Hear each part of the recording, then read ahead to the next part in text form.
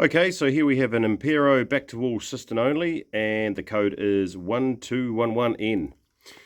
I've just unboxed it, and here the cistern is on my test bench, and we have the button set and the extension set sitting in front of us. So they come in separate little bags in the main bag. Now I'm going to go ahead and wind them on by following the instructions. Obviously the solid rod goes on first, and it needs to be wound right up, as you can see there in the instructions. And then the same with the hollow threaded rod, and that needs to be wound right up tight. Hand tight, of course, but make sure it's tight up home. So I'm just going to go ahead now and wind them on. So that's the solid rod wound on, and you can see that it's gone right up home. This little point that touches the base part of that top part of the rod. And now I'll just put the outer sleeve on.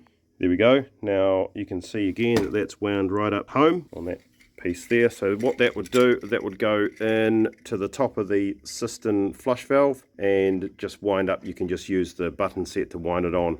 So they both wind on together. There's a thread on each. So we're just going to put the lid on.